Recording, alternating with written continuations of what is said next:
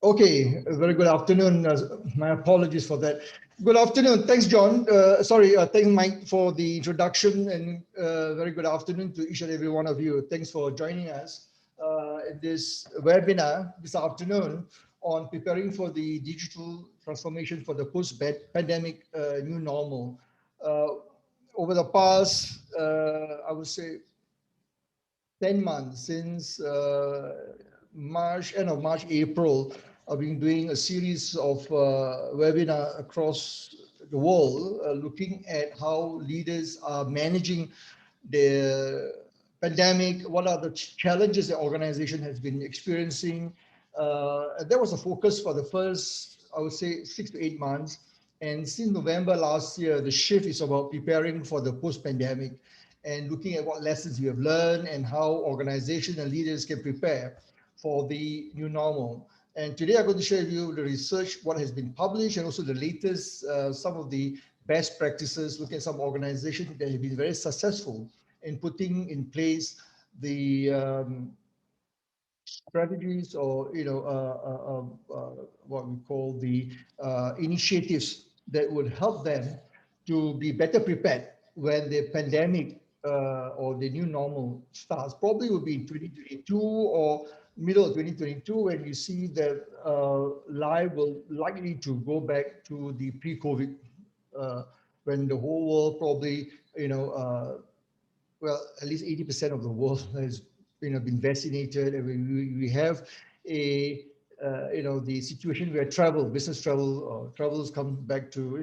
to the pre-COVID level, and hopefully then we can see organizations would be able to adapt, already started to adapt effectively to prepare back to new normal, and also prepare for the next disruption, because this is only one of the very few that we're going to experience, and I'll talk about that, why, and in my book, of course, I elaborated in detail.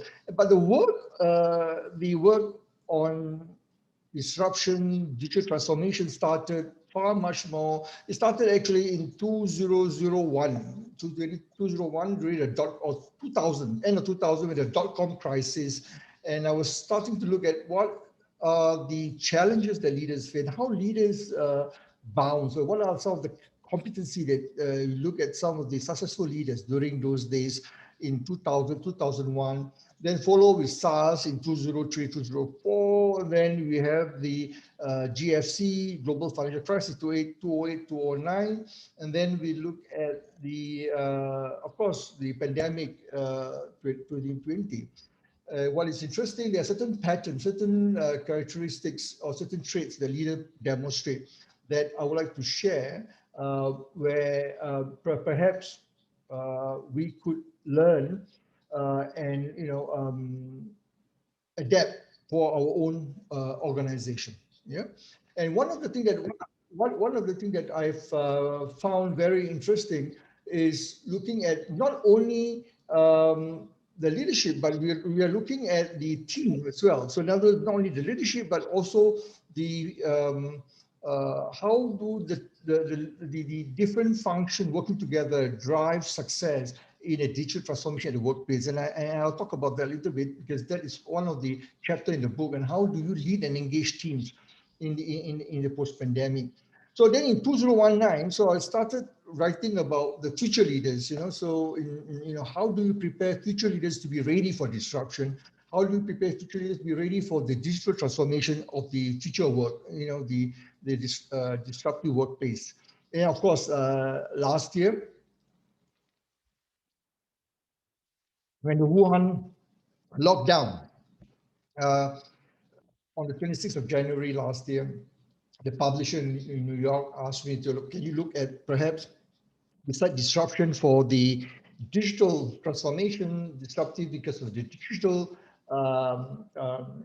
driven economy, looking at what else the pandemic may potentially, that was in January, pandemic may potentially disrupt business, and they wanted me to write in a couple of chapters. So I did that in chapter 2 and chapter 3 of my book. I talk about the COVID and what are the challenges, leadership challenges, and how do leaders need to respond. And then during the 4 months thereafter, until July, end of July, I interviewed some of the thought leaders, some of the organization that's been practiced in US primarily, and also in Singapore, and what lessons can we learn. And I put it in the book, and I'll talk about that towards the end, some of the lessons learned from some of these companies. And that's how, and today I'm going to share with you all this research put in the next 1 hour or so, and what we can learn from there. Now, I will not be talking about the COVID, and I will give you a lot of resources for that, because we've been talking about it more than 1 year, so I'm not going to talk about that. My concern is this: are we ready for the next pandemic? Are we ready? What lessons have we learned? Where are we today? After 1 year, what lessons have we learned, and what can we be prepared for the future? And one of the challenges, if you look at the pandemic, the COVID-19, is been known by, in many academicians, many governments, term it as what we call a black swan event. And I'll talk about that in a short while. What is a black swan event? Is it really a black swan event? So I would like to hear from you in a short while, but just to let you know, as I said, I won't be talking what is COVID-19, the VUCA-centric volatility, uncertainty, complexity, ambiguity, how it started, how it impact business, how company has been very successful. All this has been, I've written a lot, so much, and I make it known, publish it, and make it freely available. So you can go to, you can take a screenshot of this. You can go to all the links there. You can download the articles. And if you want, and I encourage you to go and subscribe to the video. There's a series about 80 videos on COVID-19, how organizations have been very successful, like Marriott Hotel, organizations like Microsoft, looking at SME as well. And there's a series of webinars I conducted from February last year until January this year.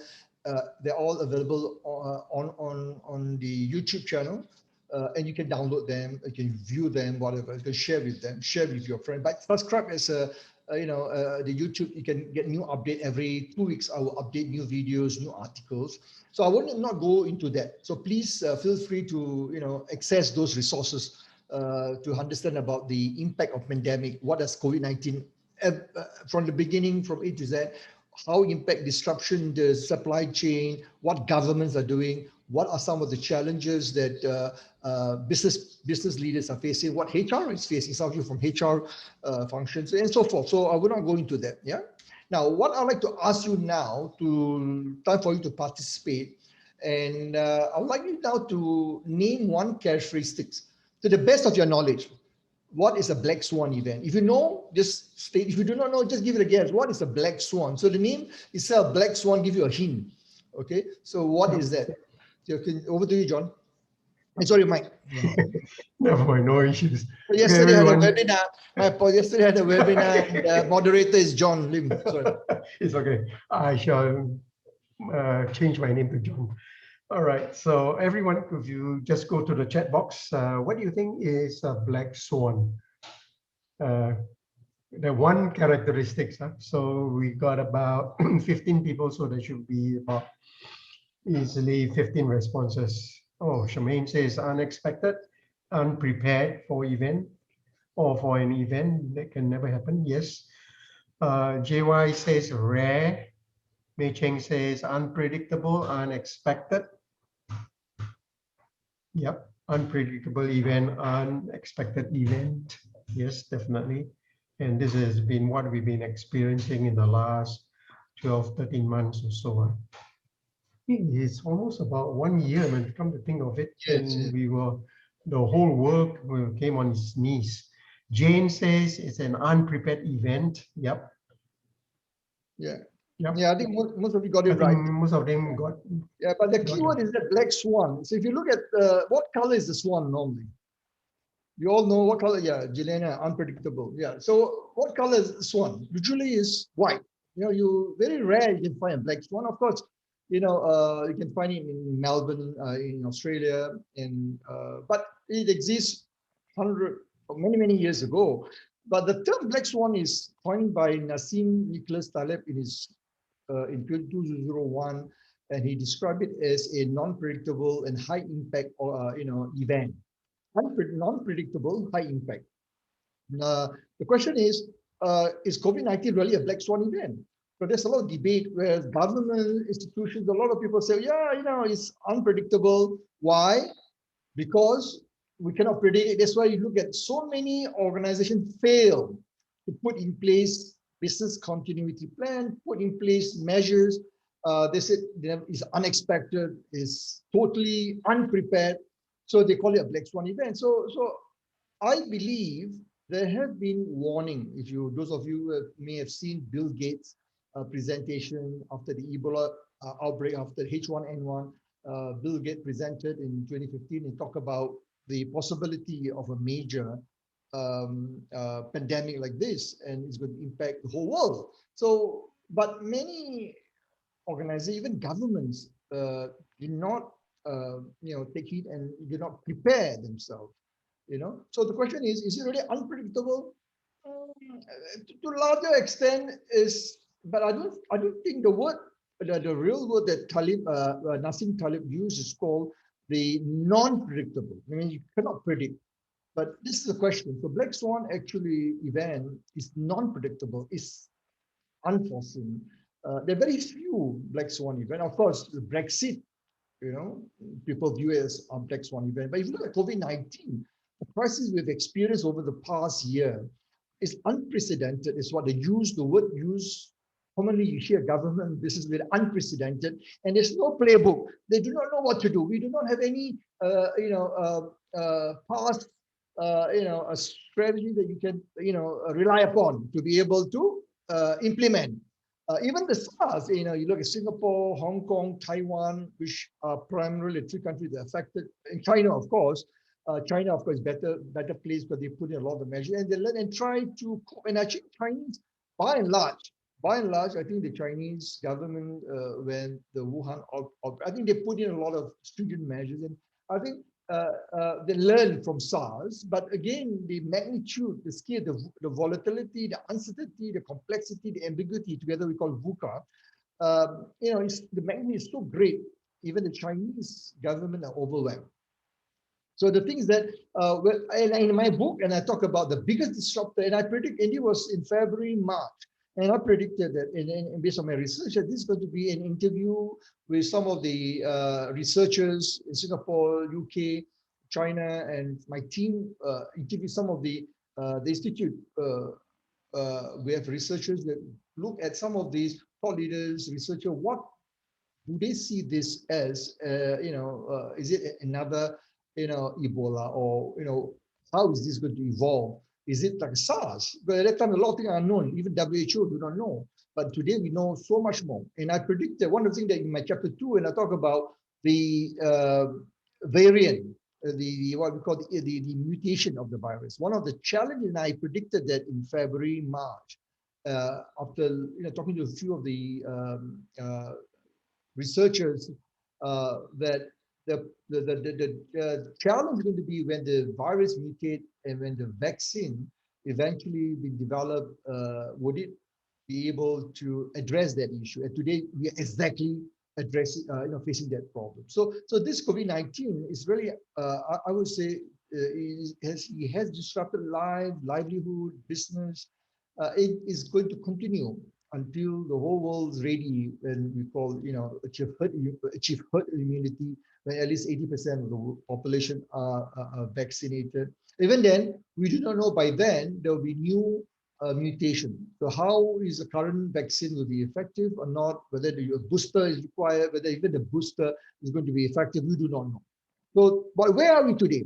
So if you look at the post-pandemic, even currently, one of the biggest challenges is we are looking at employee. And one thing when I ask HR in the region, even globally, when as a part of this process to educate and to share the best practice, approaches, research, and I ask organizations, what have you learned over the last 6 months or 8 months, 10 months? I keep on asking this question. I do a lot of not only open webinar like this, where many people for different organizations, but I do also in-house when I to organization from the board level to C-suite leaders, even to the whole organization, where I asked the same question. What is the biggest challenge? What are you experiencing? And the common theme here on the first point, I talk about fear, fear of uncertainty, fear of unknown. And this is real. People do not know what to do, and that leads to disorientation, loss of control, or the word I use, emotional disturbance in my book. I said this is real, and a lot of companies are struggling while they are trying to survive because of the disruption to the business. They tend to forget, not all, some forget about the people aspect. So while you are trying to ensure the business sustainability, but it's the people that should be taken care first, the people's safety, emotional safety, physical safety, of course. And because of the mandatory, the safe distancing regulatory requirements to work from home and so forth, so companies are doing that, but is it enough? And what we are seeing today and the impact on the mental well-being of the employee is so great. And to the extent where today you heard, some of you probably know in November last year, I think it's November if I'm mistaken, the tripartite alliance for the address the issue of mental wellness between NTUC, SNAP, and MOM is trying to look at how can we help organizations and employees who are suffering as a result of this pandemic and the emotional toll. And I believe this is going to continue. And why? Because people are also concerned about what's going to happen. Will we still have a job? Yes, last year, because of the government fiscal measures, support measures, jobs are protected. And today, the budget last week, as you see, the DPM thing announced, there's more targeted support. There are less support for other industries. So what is going to happen? Those in retail or those in other industry, we're not going to get the same support as in aviation or in tourism and so forth. So the question is this: people are concerned. Will they still have a job? So how do you address that state of mind, the emotional, I said disturbance? So this is one of the challenges HR is going to face, business leader going to face, and it should be the center of any strategy. Put the people at the center of any recovery strategy to ensure that especially the talent that you want to keep. That's the most important. How do you ensure the people that you want to retain, they are the one that you must pay particular attention? And otherwise, you're going to lose them. When the market turn around, you're going to lose them if you don't show them that you really care for them. Now, then the other thing where we are today, when I was asking the question, so, not preparing for the new normal. So what is your biggest challenge? One of the common answers, okay, we learned that, we should have prepared ourselves for the, e-commerce, we should prepare or digital transformation, we should put in place digitalization initiative, our processes, our business, model and so forth, but we're not doing it. In Singapore, for example, the government has been talking about this for years. If you look at the IMDA, even before the MDA, you look at, the various government agencies trying to get SME businesses, even provide a lot of financial support, grant to automate certain processes, to put in place technologies to transform and enhance productivity. So it's not new, but it takes a pandemic like COVID-19 to really create a sense of urgency today. And many companies realize and acknowledge, yeah, we should have done it. Yet today, if you look at the numbers published by IMDA, by the various government agencies, the take-up rate is still much less to be desired. So because people are preoccupied with other things, concerned about sustainability. At the same time, many companies, have gone through restructuring, and a lot of employees been laid off. So one of the things that we look at the challenge for leaders is about the pace of transformation will become more intense, and the work from home and I prefer the word work from anywhere. Not only home, it can be anywhere, wherever you are. You can expect we can expect to see this becoming more intense, and I believe, this is my belief, that we would be able to see a flexi approach where companies may require certain days that you are in the office, or in certain days you work from home, or from anywhere. It can be anywhere. You don't have to be in one location, from home. Or it could be the certain function where you need to be physically in the office because access to documents or information, or where you need to, be physically present, whereas the rest may not necessarily. And it's not new, because you know about flexi commuting, and IBM has been doing it. Many of technology companies have been doing it. So we expect this to continue in our research. And in chapter 10 of my book, I talk about work from anywhere. And Harvard Business School did a research back 2018. In 2018, and looking at the leveraging on the telecommunicating technology, and they anticipate that this is going to be the shift is slow at that time, 2018, 2019. But of course, with the pandemic in 2020, because it's mandatory, because of safe distancing, social distancing, and so forth, and companies are required to operate from home. In Singapore, because of the circuit breaker, as you know, for 3 to 4 months, many companies, and today still many companies are operating half of the workforce or even more from home. So this is expected to continue. So the question is this: the impact is so great. Last night, President Biden, actually early this morning at 2 o'clock, it's last night in the US, where President Biden now, delivered a speech, US president, talking about the 500,000 deaths in the US is very sad. We are fortunate in Singapore. If you look at the total number, worldwide is 111 million. And Singapore, we have about 59,000, or make it 60,000 cases, and only 29 deaths. So per capita, we are very, very low. So we are fortunate. We have government that put a lot of resources into the infrastructure, into the healthcare system, invest into test, and many things that our government has done. Same thing with Taiwanese government, and same thing with New Zealand. A good example about leadership, which I will talk about later, about Jacinda Ardern, the Prime Minister of New Zealand, and what we can learn from her. And I'll talk about that later. But if you look at the scope of the impact, is great. And this is something which, unfortunately, is going to continue the trend until the vaccination is becoming, as I said, we achieve herd immunity, and in the US is expected at the next Christmas or December. President Biden announced that you could expect until December, and hopefully by then things could be much better. Worldwide, I think it will take much longer, because vaccine, for the emerging economy, for the a lot of this country, the poorer economy, we may find them. The process of vaccination, it's not, vaccine doesn't save people, it's a vaccination. The process of having vaccination successfully implemented, that is what is important, and it will take much longer time. And it's anticipated, as I said, 2022, second, third quarter, where things could be better. So be prepared for another at least 18 months of uncertainty, experiencing what we are going through today. Same thing, for the next 18 months. So what does it mean?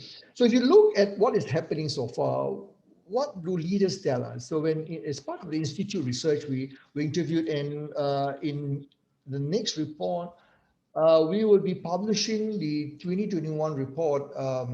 Last night, I just got a draft. So it's been reviewed, the results have been reviewed, and we will probably in end of April, 1st May, we will launch the latest 2021 report about the impact of the pandemic, what organizations are doing worldwide, and what are the best practices of some organization in US, Europe, and Asia.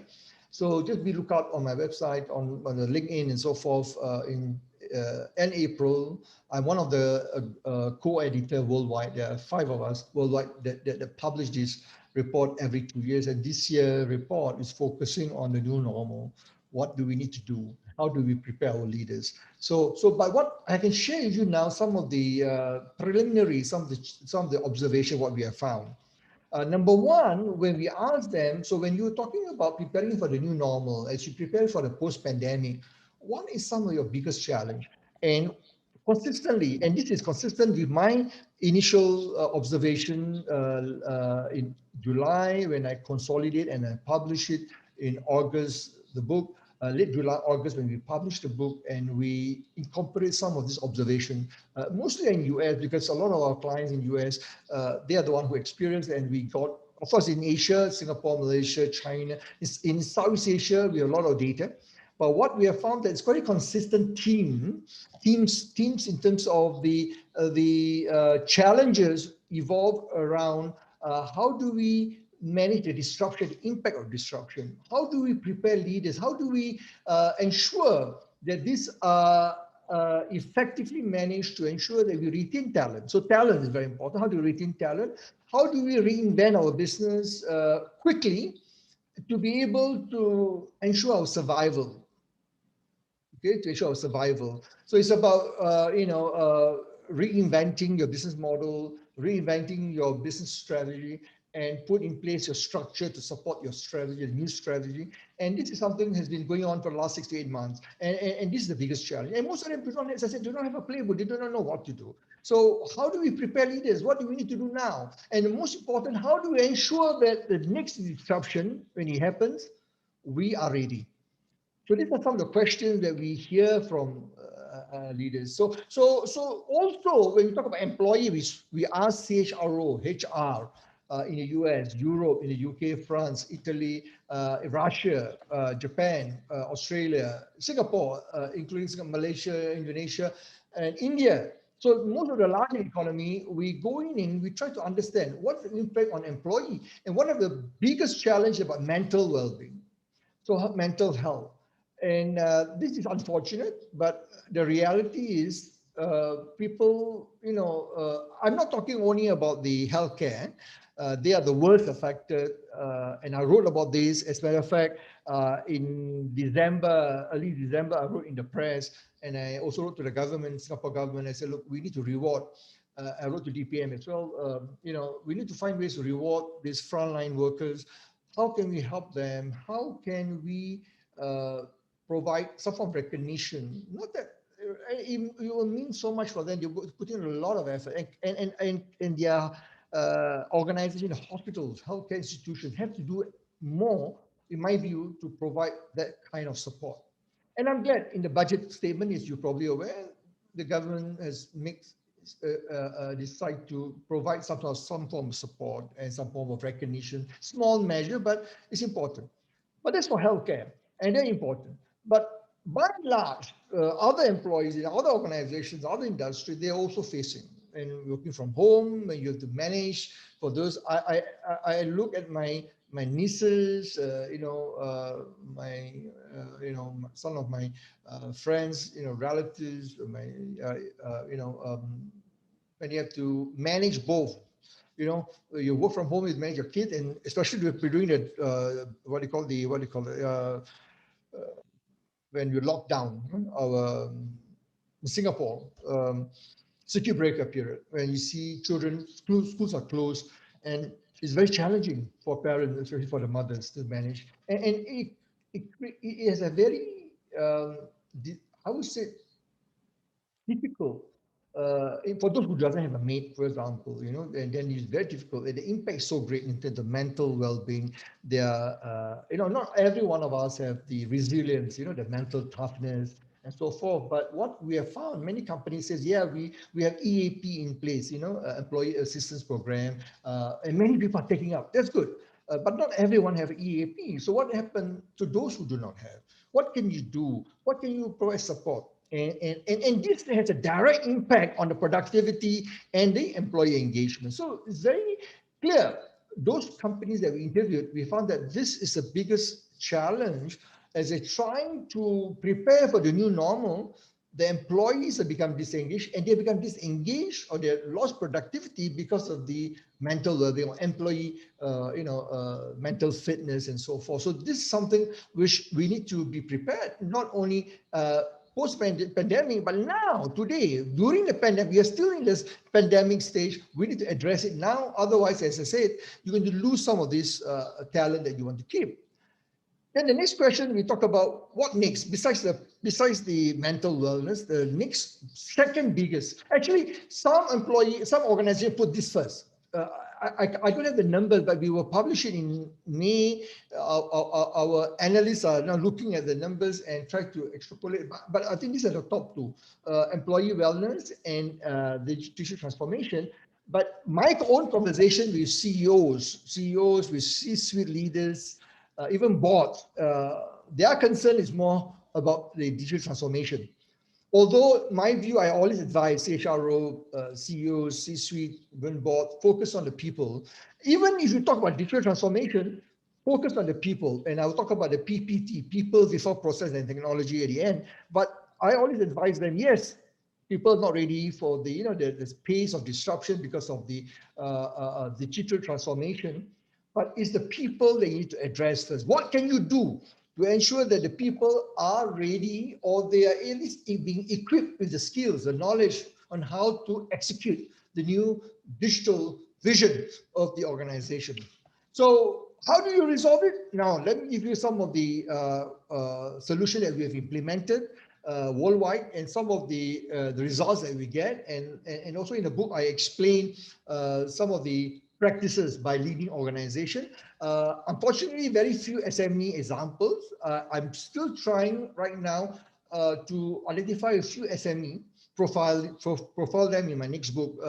It's a follow-up to look at what SME are doing, but they need the business help. And 80% of business, in some countries, up to 90% are made up from SME or micro SME, much more smaller businesses. But the reality is that they are the one who is very badly affected.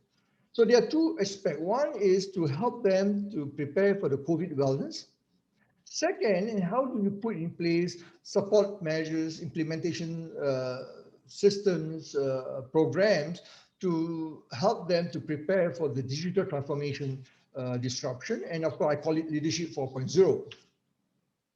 So the wellness program, so what we have done, some of the in Malaysia, in Singapore, in US, we have a team also does a lot of this, what we call the, there are two types of employee mental wellness. We talk about physical and emotional. The physical wellness is quite, well prepared. A lot of companies have, provide, support for, personal training, exercise in a yoga, for example, or mindfulness training, or providing a lot of support for people to, nutrition advice, and so forth. So that is something which a lot of companies are doing well. But what I'm more concerned is the what we call the emotional wellness in terms of the stress resilience. So a lot of people are not ready for that.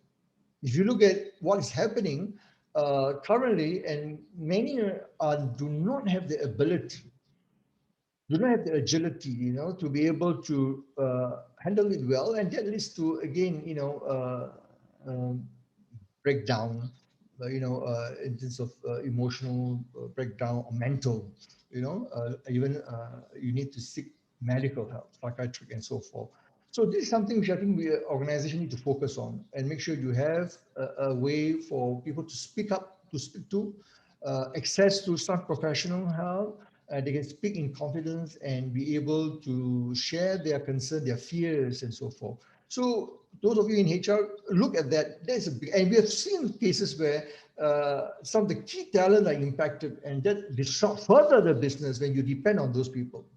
And over at our DLI, we have in partner with the Gold Standard, is a corporate wellness division that provide this support, and you guys have the corporate-wellness.pro. You can go in and look at some of the program. But what is important is, one of the most popular is, of course, personal training or group training virtually.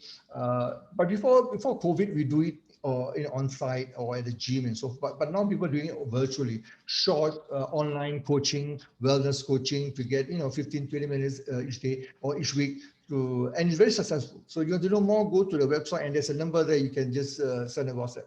Now, the other one which I want to share in my book, I explain in detail some of the practices that what you can implement as part of the post-pandemic digital transformation initiative. And some of the lessons that I draw upon when I was interviewing globally, organizations like Microsoft, my team, in US talk about to Starbucks, Uber, Netflix. Then in Singapore, we look at DBS Bank, who is the best digital bank for 3 years in a row. And because Piyush, I know Piyush from City Days, and then of course when he took over in 2009 from Jackson Tai in DBS, do some consulting work, and I've seen DBS has a lot of best practices, and I'll talk a little bit about that. And in the book, of course, the whole chapter 5, when I talk about the DBS case study and what they have done very well. And it's so simple that any organization, can, whether you're SME, MNC, whether you are even a small family-owned business, you can implement a lot of simple best practices. Okay. So let me now ask you this question. Most of you here are looking at your profile. When you submitted, most of you are, in HR or in HRD or in HRM. So one question I'd like to ask you, based on what I've heard so far, what I've discussed, in your view, what is one competency or skills that is crucial to lead in a post-pandemic digital transformation? So state your answers in the chat box. Over to you, Mike. Yeah. Fantastic. Okay, so if you can just put one competency or skill that would be crucial for leading, that would be very helpful. You can just put it in the chat box. Meantime, I have a question for Sata, Professor. Yeah. What do you think is one thing that tends to keep all leaders awake at night? In the midst of all this pandemic, survival, whether you have still a job. Leaders, even CEO. Just that last week I was talking to a group of CEO roundtable. I facilitated a lot of roundtable CEOs from different industries. In Malaysia, one of the what keep them awake? Do I have a job? The board fire me. What am I going to do? And many of them struggling. So across the board, maybe across the board, from the top right down to the bottom. These are CEOs, and I always advise CEOs. I say, look, first thing you need to do, you cannot do it alone. Get the best CFO, get the best CHRO together, and work with your CFO and CHRO. And CFO because of the bottom line numbers, and of course CHRO is the people issue. And this is my advice to all of them. And seek help. Less hubris. You're not alone. There are many people. That's what I found out in roundtable. They learn from each other. Okay, so let's make some of the answers. All right, I've got some answers already. Let's see now. He says, I'm going to go, I got to scroll up. Juliana says computer literacy. Okay. Mei Cheng says leading change, helping others to cope with change. Peter says adaptability. Juliana says managing health. Well, yeah, I am assuming that is self-help. Yeah. Charmaine says ability to de-stress quickly and regularly. Eugene says managing change. Harold says employee engagement. Yep. And Jane says mental well-being. I assume it is mental well-being. Yep. Okay, that's great. So I see Harold is there and John Peters. So these are the two old friends who very experienced. So it's great to have you guys. Well, I think most of you are correct. I think one of the common things we share is about change, agility. Yes. So that's one of the most important competency. What we have found is that to be able to manage the disruption. So in my research worldwide, we look at 7 competency, what we call the disruptive digital leadership competency, and I will describe that in a short while, and how to engage and how to build high-performing teams. And in the digital transformation in DT or DX, we call it, is a culture of customer centricity or CX, and how do you create or what we call implement creative disruption or disruptive innovation in the workplace. And to do that, there are certain set of skills. What are these? These are the 6 competencies that we have found to be very, very, it's commonly demonstrated by leaders across different industries, worldwide, and different types of organizations. In other words, be it global MNC or even SME, or you're talking about NGOs or even NPOs, non-profit, or if you look at it, even government institution, some of the government stat board and so forth. So we find that we classify all this into what we call 6 competency. So I won't go into the detail, but again, there's an article published in December last year. It's on my website. You can go in the disruptive leadership .institute. Earlier I give you the website. You can download that article. But the description is all in the book, and I describe very detailed what each one of them mean. Let me just give you a quick overview. So when we look at Starbucks, Howard Schultz, or you see Satya Nadella there, Jack Ma of Alibaba, of course there are many other leaders. We look at Piyush Gupta from DBS and so forth. What are some of the characteristics? And not only them, their team, not only the CEO, but we look at the next level down and the middle manager. There's a certain set of characteristics. One is the disruptive mentality, which is sorely lacking in all many leaders. We find number one, they're not able to disrupt their way of thinking. And this is where you always hear the word unprecedented. The COVID is unprecedented. Everything is unprecedented because they're not able to disrupt their mindset. And we talk about disruptive mentality, meaning that it's not about thinking outside the box, no, about creativity. And John Peters is an expert in creativity. Here we're talking about beyond that. We're talking about, there's no box at all. So in other words, how do you think? Not outside the box, there shouldn't be any box at all. So how do you challenge your mindset, challenge your assumption, your cognitive biases, and how do you create that innovative thinking? Yeah, and of course, visionary, entrepreneurial, we know that there's something very important in times like this, especially when you're talking about digital disruption. How do you solve those problems, customer centricity problem? And then comes to number 3, what we call the cognitive readiness, which includes critical thinking, strategy thinking, entrepreneurial thinking, and emotion, social intelligence. And how do you combine all these things to use mindfulness, and to create that fluid condition? How do you manage, how do you solve problems quickly, rapidly, to be able to help customers? Because in the digital transformation, what is important is about customer issue. Customer is the center of everything. And how do you get your team, the people prepared to readily to support them to ensure they can deliver what the customer expects? And of course, before that, many of you state correctly, is about resilience, change. And this is very important, call it change agility. That's number 1, I think, apart from the disruptive mindset. And I think the change agility, I think a lot of companies have been doing that, a lot of change programs. I think many of you just now mentioned the change program. This is something that should continue and it should be emphasized.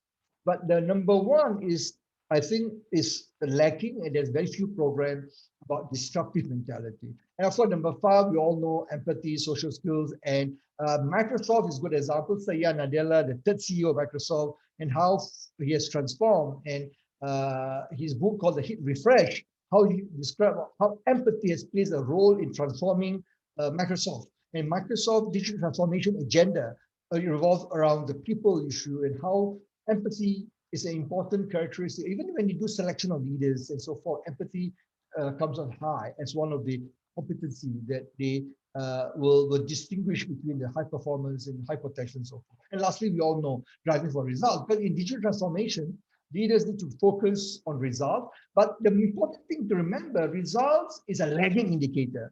So what do you need to focus on is the people, then the process and the technology, and results will come in. So that leads to the concept called the PPT, the people, process, and technology. So if you want to implement a post-pandemic digital transformation, now, the time is now to ask yourself, do you have the right people? Do they have the right skills? Examine the skills, upskill, reskill, or even you may have to make them redundant. Some people are just not ready. But if you need to do that, and that's where Harold expert, Harold comes from the outplacement and so forth, and you need to do it with organizational justice and procedural justice. How do you ensure you do it fairly? How do you communicate? How do you ensure if you let people go? So these are the things that HR play a very important role. So people, make sure you have the right people for the right role, for the right jobs to ensure to drive in the post-pandemic success for your organization. Of course, the rest, the process will fall in play, the technology will fall in play, and what are some of the elements of the culture in the new normal? What are some of the elements that need to be in our research? We've looked at globally. There are again 7 element. One, of course, we talk about already customer centricity. Again, we talked about innovation earlier, the competency, and then data-driven decision making. We're using AI, machine learning. We look at how to use, of course, the technology is there today. Use RPA, robotic process automation, to be able to simplify, automate processes, and how do you use predictive analytics. There are a lot of tools out there. Yeah, and of course, collaboration, working in the way you structure your teams, and to allow more knowledge sharing, collaborative effort, and of course the rest. To me, the most important is besides the disruptive mentality, is the open and trust-based partnership. So how do you create trust-based? If people feel open, they trust the manager, they can open up and share openly with HR, with the line manager, what are the issues when there's a problem, a mistake. How do you create a culture of experimentation where you allow people under innovation, a driven culture, allow people to make mistakes and allow them to thrive? And of course, disruptive mentality and agility, I already talked about that. But this is basically the 7th element. So again, in chapter 5 of my book, I go into detail examples. What are some of the companies that have done well? Which are company, what they did wrong, what they did well, what sort of DNA, we call it the digital DNA. And Deloitte has published a lot of reports about what are some of the digital DNA or competencies, and what sort of culture that would thrive in a digital transformation era. So what we have done since the book was launched in end July, August, and we started doing a series worldwide programs, US, in Asia, we did Malaysia, Singapore, Japan, China. One of the things that we have found very effective is to start. My advice, if you want to do such programs, start with the CEO and C-suite, and it works wonderful from our experience. You get a buy-in, and you can then, HR can then sell. Of course, it's easier when you get a buy-in from the CEO. And sometimes you get the board involved, a series we call the Disruptive Leadership Masterclass. And it covers all the 6 competency and the 7 elements of the culture. It covers all of them and helping them to be prepared for the future work, the workplace of the future. So again, you can get all the details, the testimonial from clients have gone through it on the website, the disruptiveleadership.institute, with all the details you can read up. Yeah. Now then I decided since October last year, I've decided to make available all the resources free. The only thing that you will not be able, and if it's mine, I would like to make it available to everyone, the book, but because the publisher, because it's commercial, the Business Expert Press is a commercial entity, so they supply the books to all the universities, including Harvard, Stanford, MIT, the e-version. So my book is used as a resource for in OD, in OB, in HR leadership, to prepare for the disruptive economy, disruptive leadership. So it's a commercial. So what I did is I tried to extract every quarter at least one chapter where I make it available. So SIM, I think for SIM I did it. I believe SIM Today invited me. Was it November, October? I can't remember exactly. I think December it was published, but I wrote it in September. But in December, early December, it published online one of the article based on the disruptive leadership competency. But it doesn't, but they don't allow a limited space, so you don't see much. But the other article in US that are published in many magazines, you can get it free. So it's on my website. You can download the disruptive leadership.institute/articles. You can look at the article tab. You can download all the articles and you can view them.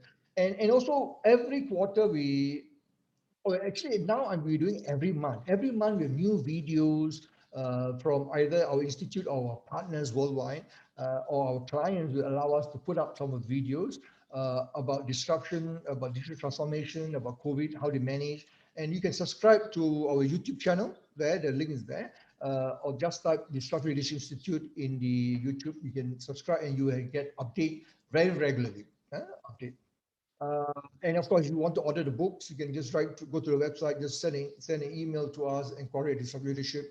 We will, for corporate, usually we have special bulk orders and so forth. You can go and, and also sample chapter. So if you before you decide to buy, you want to read the both books have sample chapter in the US website. You can just download and read out if you find interesting. You can see a lot of thought leaders globally, Singapore, Malaysia, worldwide. A lot of leaders who have read and early and endorsed the book and how they have used it and in their organization. So before I end, and we will do the what do you call the Q&A, because we lost about 20-25 minutes, waiting for the rest to come in. But we are on time because I will give for 20 minutes or so for for Q&A. But I want to end with this quote. One of the most important thing we talk about the post-pandemic, is not about, and this is from Arthur Schopenhauer, the 17th century, thinker and German thinker, and he says that the task is not so much to see what no one has yet to see, but to think what nobody yet has thought about, which everybody sees. Everybody sees the pandemic. Everybody knows the challenge. Everybody knows how unprecedented it is, but very few leaders, including government leaders I've come across worldwide as I do consulting, they are able to demonstrate this. So everybody knows, everybody sees what is seeing, but can you really think? That's critical thinking, not creative thinking, not strategic thinking. It's critical thinking, as Watson Glaser talk about, how you use the R-reading, how can you recognize assumption, how can you evaluate options, how can you make decisions, and how do you challenge your cognitive biases. This is one of the biggest challenges today. And as you prepare for the post-pandemic, critical thinking is going to be one of the most, and disruptive mentality, of course, and cognitive, together I call it cognitive readiness. Together, cognitive readiness is going to be the competency that's going to drive success in the new normal, in the future of work, in the world of work, in the next 10, 15, 20 years.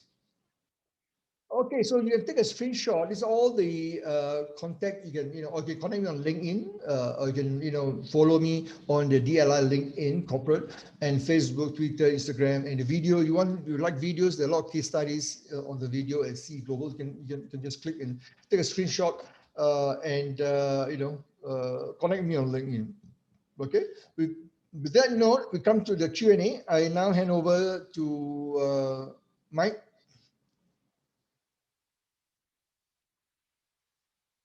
Mike, are you there? Yeah, I'm here. Thanks very much. Hey, thanks, Prof, on this one. This is our best part, and that is you can ask all any of the questions under the sun, except the sun. So we've got Eldwin who has submitted a question, and so if Eldwin, could you unmute yourself and ask this question? Mike, I have already posted it on. Oh yeah, okay, yeah, you already posted it. Thanks, Honey. Okay, given I'm going to read out verbatim exactly what Eldwin has written down. Given this new normal, where a substantial part of our workforce are now working from home, and could it be? And this could be a trend in a post-pandemic future as well. So how do we keep employees mentally healthy, involved, and motivated, as well as maintaining infrastructure, privacy, and security? This is by Eldwin. I'm reading it verbatim. So over to you, Prof. Yeah, thanks. Mike. I think the first part I already answered earlier about how do you keep employees mentally healthy, involved, and entering the employee wellness program, COVID-19 program. I talked about that earlier, and these are very crucial, and a lot of companies are doing it already. So that should continue, and but make it meaningful and relevant to each employee. And you cannot have one size fits all, because some of them may not want to go for the gym, or some may not want yoga. So you need to look at what makes sense and try to adapt and provide what what your employee, or the profile of the employee that you have in your organization. So that is what we have found to be useful, Edwin. Now the second interesting, you're asking about maintaining infrastructure, privacy, and security. So I'm not sure, I understand. So because it is what we talk about working from home, working from home, I agree with you, it's going to be a new normal. So that is initially the first 6 months, a lot of companies are struggling, in terms of security, accessing information, how do you put in place measures to ensure the privacy of data and so forth. But I think now people learn better, and there's a lot of resources, a lot of technologies available to protect the data privacy infrastructure, your IP infrastructure and so forth. So I think I'm not an expert in terms of infrastructure, but I think there have been, and a lot of Cisco and many other organizations have been, even if you look at IBM, most of them are big organizations. Even Singapore, like NCS, Singapore have programs that would be applicable to extend. Even I think although you're from the government service, if I remember correctly, I think in government, of course, there have been instances, or breach of data and all that. Of course, things have been rectified, but this is going to even have hackers. This is going to be a biggest problem. Cyber security is going to be the biggest threat as you move into a post-pandemic. To me, for organizations, for SME especially, they are not prepared. One of the challenge, of course, is to look at the top 5, is to look at cybersecurity to put in place, but otherwise privacy of data and all that. And this is going to continue, because the more you develop new solutions that you find, hackers, you're going to find others, organize, people try to hack and access the data. So I think, Aldrin, the second part of the question in terms of maintaining infrastructure, privacy, and security, I think is being addressed now by many companies, and I think there are a lot of resources out there. The question is this about, of course, investment. Where do we put our limited dollar? Where do you put, as I said, people comes first. Remember I said PPT, people over process technology. So this is the tough question, tough situation where you need to decide. Depend on the nature of your business. If your business is about data, about providing information, intelligence services, market research, and so depend on the nature of the business. So you need to make that call. By and large, generally people comes first. So you look at people, equip them with the skill to protect their data, change their attitude. One of the biggest, we talk about privacy, the breach of data and so forth, is about the lack of, the sense of, urgency to protect the data and so forth. That is lacking. So it's all about people first. Yeah. Okay. I hope I answered, Aldrin. Okay. Thanks very much on that. Okay, he's responded and said noted. Thank you. Anyone else? If you have a question, please post it in our chat box. In the meantime, if you have no question, I have one for Prof. The buzzwords now is, hey, you guys got to be innovative. You got to be innovative. Yeah. What's your thoughts on can you just give us some practical suggestions on how to be innovative for ourselves as leaders? So I think we need to understand innovation has been around. I mean, the word innovation has been around. So we need to understand, again, in chapter 1 of my book, I talk about what the difference between creative innovation, disruptive innovation, and Joseph Schumpeter, and how do you apply it into this context. So I think innovation is going to continue, because when we talk about the post-pandemic or the future of work, it's going to be very digital centric. And that means that you need to focus on the customers. And customers expect that. About customer centricity is about innovation driven culture. So I think it will continue to be important. And the question is, are your people, again, ready to demonstrate those competencies and to be able to drive success? And that leads to, again, it's about the people, getting them ready, upskill, reskill. So I believe innovation will depend on, again, disruptive mentality. Innovation will also depend on agility, because when you try to demonstrate, or you try to be innovation driven, you must be prepared to allow people to fail. You must be prepared to allow people to adopt experimentation as a technique, because people will fail. So what lesson can we learn? But the culture in some organizations do not allow that. So we need to shift our way of doing things, our way of doing practice. Again, it takes a long time. Not every organization can do what 3M does, what Microsoft does, what Cisco or what Google. Most of the technology companies, of course, they are Procter and Gamble. Procter and Gamble. If you look at Procter and Gamble, they're highly innovative. You look at organizations like Lexus, Toyota, they are Toshiba. So they are innovative. Samsung used to be, they call it, I remember when many years ago when I was consulting to Nokia back in 1995, 96, we call it the 3I. We have the invention, the inventors, the innovators, and the imitators. And Samsung is always the imitators, and then you have the inventor for the Motorola and, world. Then you have the, innovators, you have the Nokia, Ericsson. But now look at Samsung, they become the innovators. Of course, they yet to invent anything. For Sony, is more inventor. But you see the shift in the culture of innovation driven. And Samsung, often they're big, they have resources. But if you look at small organizations, you can do it.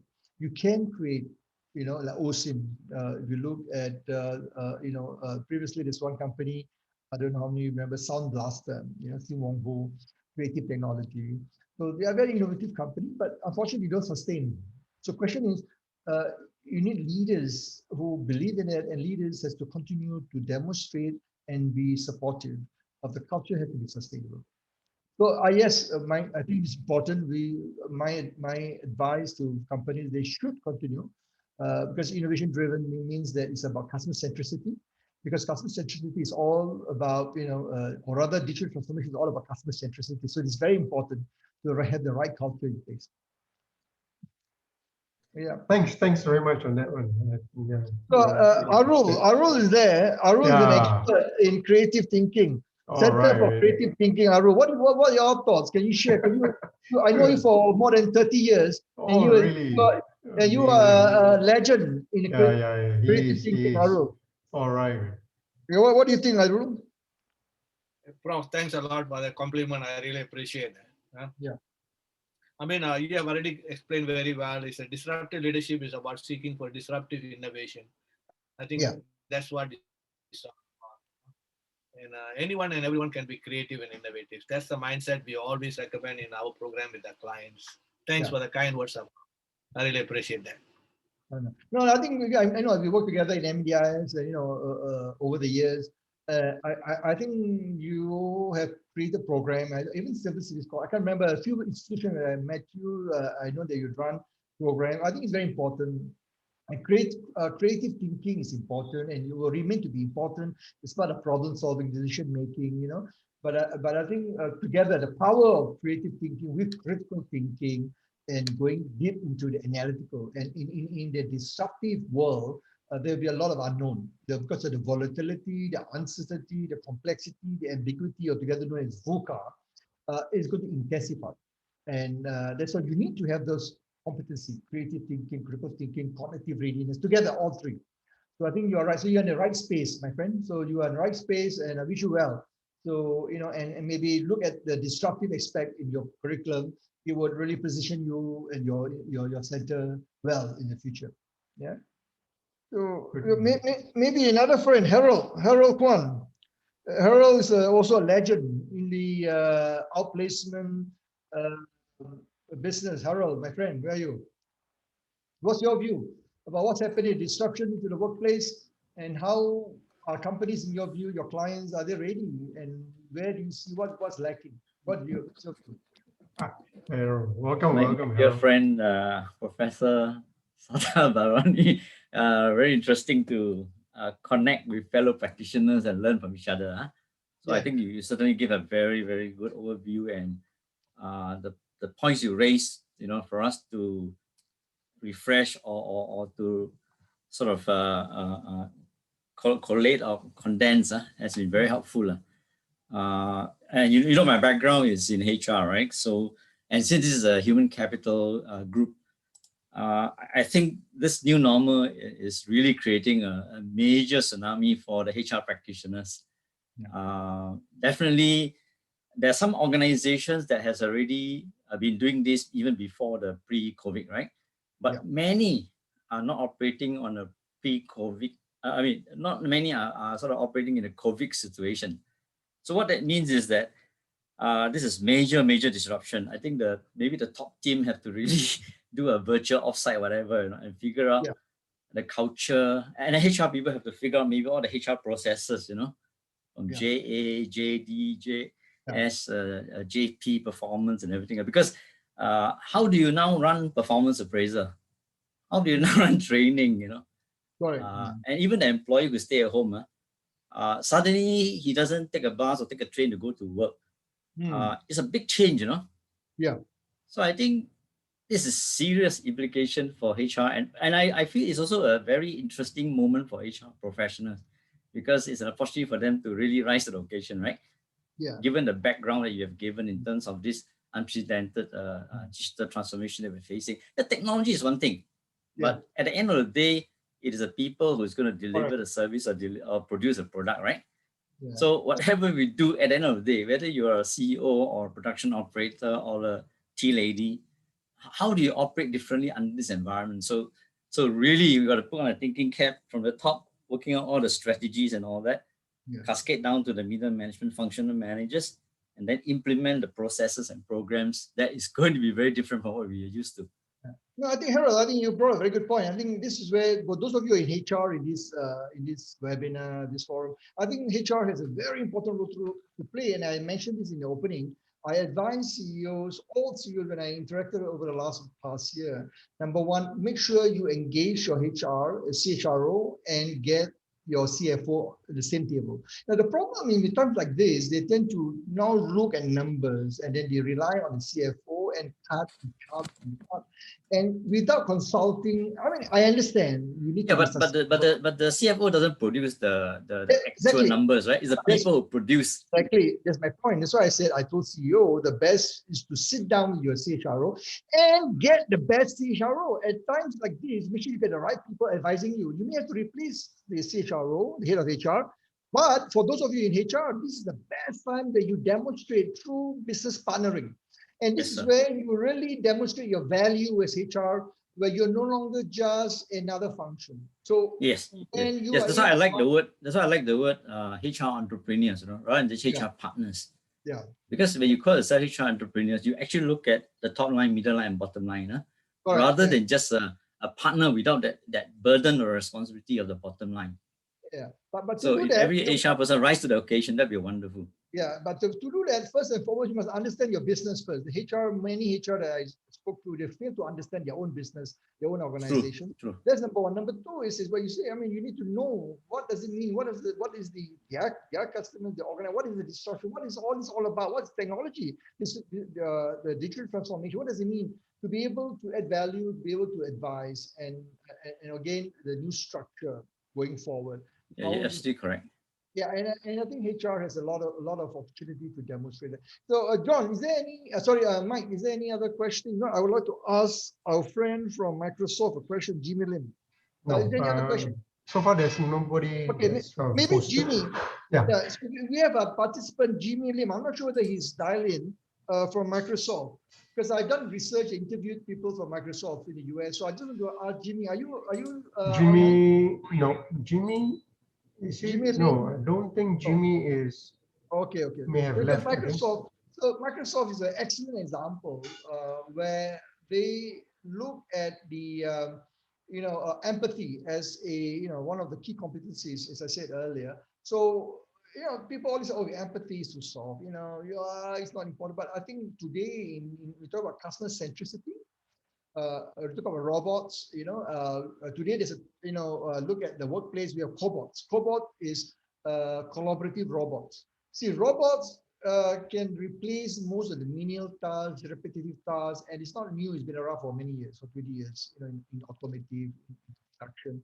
But today, if you look at because of AI that has been incorporated into the robotic application, you find that people are here, will that replace in Industry 4.0? What does it mean? In my 2019 book, I talk a lot about that. What does it mean? And the cobot, C-O-B-O-T, cobot is collaborative robot. And this is going to play a prominent role in Industry 5.0, which is going to start by probably some in the healthcare. We have people from Fresenius, for example. I think there are there are a lot of you from Fresenius, so I'm not sure any one of you can maybe answer what is the Fresenius is doing to prepare for the 5.0, because in the R&D, looking at solutions for the patients in hospital healthcare, they're using technology.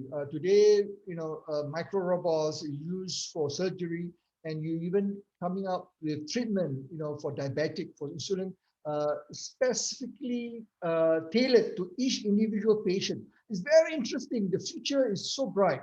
I'm very excited looking at what my research and looking at studying all the future technology that's coming up in cancer research, in nanoscience, nanotechnology, looking at how IBM supercomputers have been used to find ways in terms of find treatment.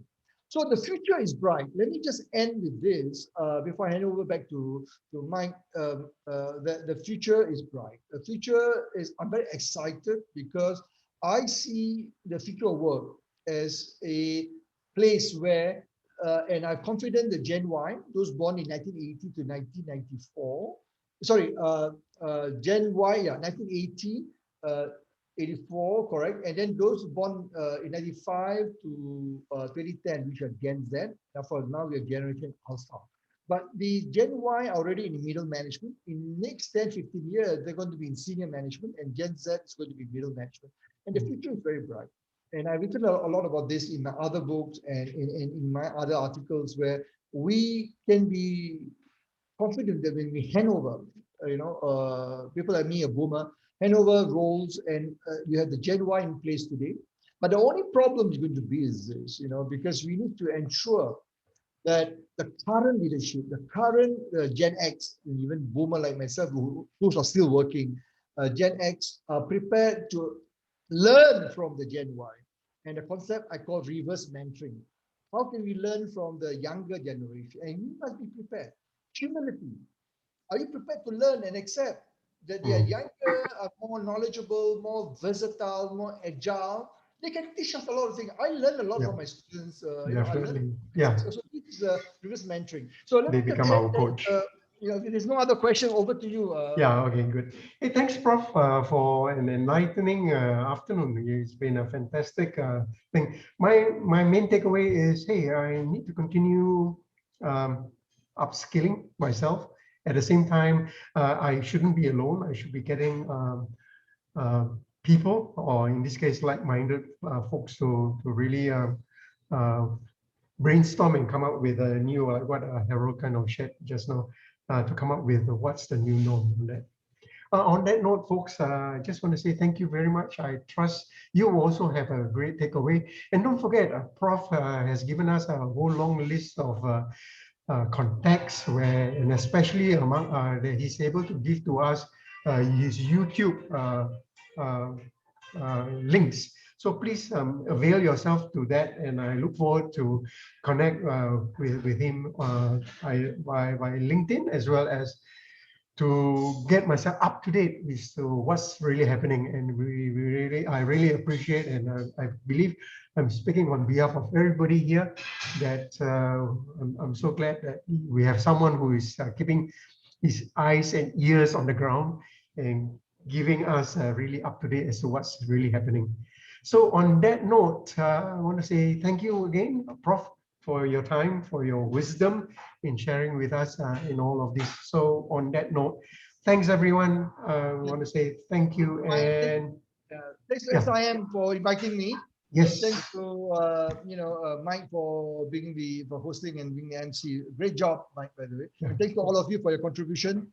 And look forward to seeing you in other events. I organize this every month. There will be a webinar, so you can connect me on LinkedIn. You can get updates and so forth. Sure. Have a great day ahead, and see you on LinkedIn. Okay. Bye. Bye. Thanks, Bye, everyone. Thank you. Bye. Okay. Thanks, Mike. Most welcome. Thank you. Hey, John. Nice meeting you. Nice to reconnect after so long. Bye-bye. Okay.